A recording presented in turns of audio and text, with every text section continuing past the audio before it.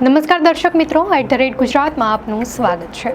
ચોમાસાએ ગુજરાતમાંથી સત્તાવાર વિદાય લઈ લીધી હોવા છતાં રાજ્યના કેટલાક ભાગો હજુ પણ અસામાન્ય વરસાદનો અનુભવ કરી રહ્યા છે અને આગામી 3 થી 4 દિવસ સુધી ભારે વરસાદની આગાહી હવામાન વિભાગ દ્વારા કરવામાં આવી છે। અનિશ્ચિત હવામાન પાછળનું મુખ્ય કારણ સમુદ્રમાં આકાર લઈ રહેલું એક શક્તિશાળી ચક્રવાતી વાવાઝોડું છે, જે ગુજરાત સહિત સમગ્ર પશ્ચિમી તટ પર વરસાદ અને જોરદાર પવનો લાવશે। આ વર્ષે ચોમાસા બાદ પણ હવામાનની આ અસામાન્ય પ્રવૃત્તિ ખેડૂતો અને સામાન્ય જનજીવન માટે ચિંતાનો વિષય બની છે। ભારતીય હવામાન વિભાગે જણાવ્યું છે કે બંગાળની ખાડીના દક્ષિણ પૂર્વ ભાગમાં એક લો પ્રેશર એરિયાની રચના થઈ છે। આ સિસ્ટમ ગત 6 કલાકથી સતત પશ્ચિમ દિશામાં આગળ વધી રહી છે, જે આવતીકાલે 26 ઓક્ટોબર સુધીમાં વધુ તીવ્ર બનીને ડિપ્રેશનમાં ફેરવાઈ જવાની સંભાવના છે।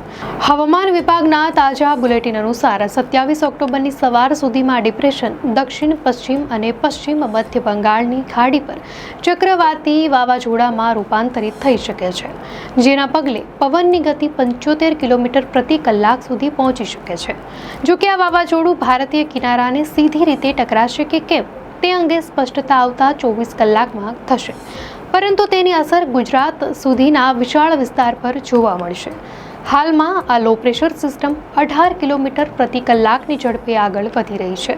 25 ઓક્ટોબરે સવારે 11 વાગે હવામાન વિભાગે આપેલી માહિતી અનુસાર ડિપ્રેશનનો એરિયા પોર્ટ બ્લેરથી 420 કિલોમીટર અને વિશાખાપટ્ટનમથી 990 કિલોમીટર દક્ષિણ પૂર્વમાં સ્થિત છે। આ સિસ્ટમ ચેન્નાઈ, કાકીનાડા અને ઓડિશાના ગોપાલપુરથી પણ લગભગ 1000 કિલોમીટરથી વધુ દૂર છે।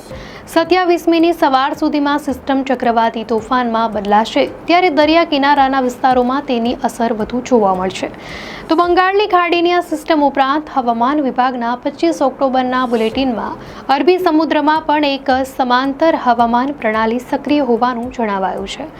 અરબી સમુદ્રના પૂર્વ મધ્ય ભાગમાં પણ એક ડિપ્રેશનની હાજરી નોંધાઈ છે, જે હાલમાં ગોવાથી 340 કિલોમીટર પશ્ચિમ ઉત્તર પશ્ચિમમાં અને મુંબઈથી 400 કિલોમીટર દક્ષિણ પશ્ચિમમાં આવેલું છે। આગામી 24 કલાકમાં આ સિસ્ટમ પૂર્વ મધ્ય અરબી સમુદ્ર તરફ આગળ વધશે, જેની આસપાસ પવનની ઝડપ 65 કિલોમીટર પ્રતિ કલાક સુધીની છે। આ બંને સિસ્ટમની સંયુક્ત અસરને કારણે ગુજરાત, કર્ણાટક, કોંકણ અને ગોવાના પ્રદેશોમાં 25 થી 27 ઓક્ટોબર દરમિયાન ભારેથી અતિભારે વરસાદ પડવાની આગાહી કરવામાં આવી છે। ખાસ કરીને મહારાષ્ટ્ર અને ગુજરાતના દરિયા કિનારાના વિસ્તારોમાં 25 અને 26 ઓક્ટોબરના રોજ 55 કિલોમીટર પ્રતિ કલાકથી વધુ ઝડપે પવન ફૂંકાવાની શક્યતા છે।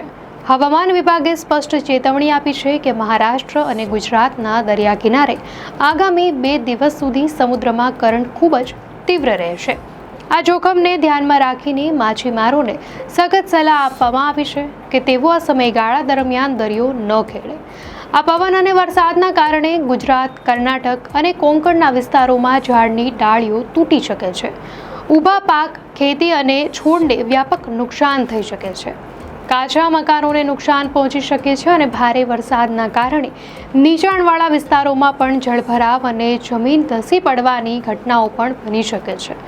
તેથી સંબંધિત વિભાગોને એલર્ટ રહેવા અને નાગરિકોને સાવચેતી રાખવા માટે સૂચન કરવામાં આવ્યું છે।